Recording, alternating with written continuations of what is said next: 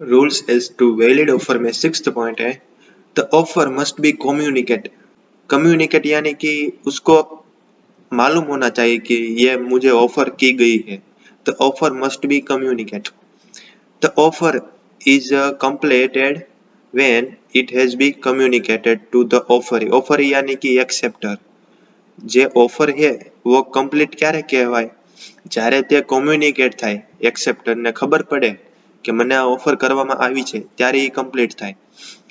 Without communication there can neither be offer not an acceptance।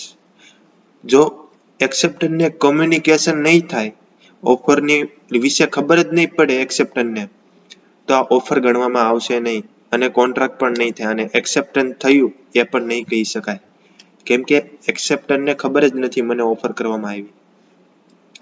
An offer must be communicated to the person whom it is made। આ જે offer કરવામાં આવી હોય એ જ વ્યક્તિને offer communicate થવી જોઈએ, જે વ્યક્તિને ઓફર કરવામાં આવી હોય।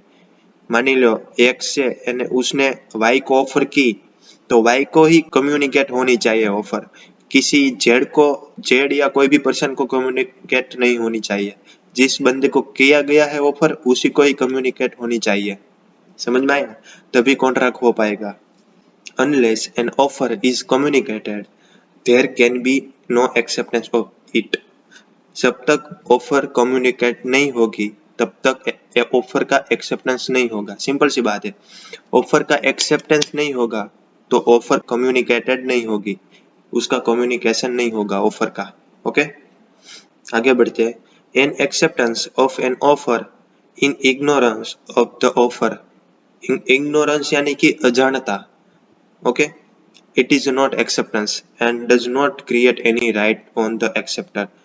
An acceptance of an offer in ignorance of the offer is not acceptance। कोई भी ऑफर है किसी को की गई है और सामने वाले को पता ही नहीं ये ऑफर मेरे लिए है और वो ऑफर को एक्सेप्ट करता है, तो ये कॉन्ट्रैक्ट नहीं हो पाएगा क्योंकि सामने वाले को पता ही नहीं है।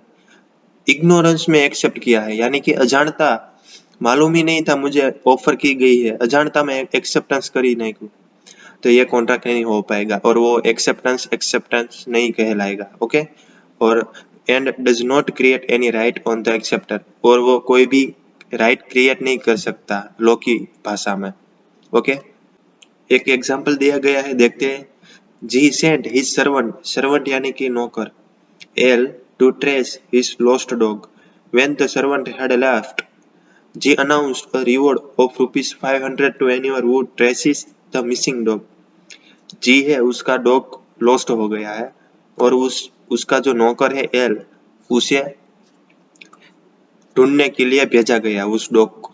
ओके, जब एल उसका सर्वेंट था वो चला गया, बाद में जी ने अनाउंस किया रिवॉर्ड के लिए, मैं जो भी मेरे कुत्ते को ढूंढ के लाएगा मैं उसे 500 दूंगा। ये बात एल को मालूम नहीं थी क्योंकि वो चला गया था, उसके बाद जी ने अनाउंस किया।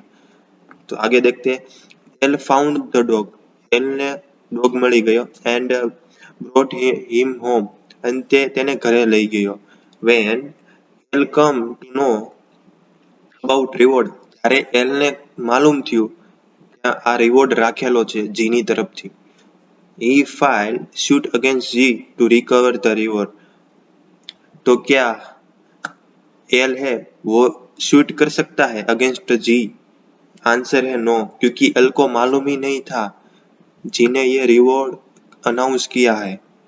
समझ में आया? कि वो एक्सेप्टर नहीं हो सकता, उसको मालूम ही नहीं था, उसको बाद में पता चला जब डॉग मिल गया, फिर बाद में पता चला एल को कि ये रिवॉर्ड जी की तरफ से अनाउंस किया गया है। तो कोर्ट का चुकादा क्या आएगा? It was held that L would not gate ₹500। आया ना, आया ना, L would not gate ₹500 because he did know about the reward when he found the missing dog, and we can say that offer was not communicated to L। Offer क्या है? was not communicated to L। L ने मालूम ही नहीं था ये offer है जी की तरफ से, रिवॉर्ड की गया है जी की तरफ से। समझ में आया? इसलिए एल रिकवर नहीं कर सकता 500। Okay, that's it.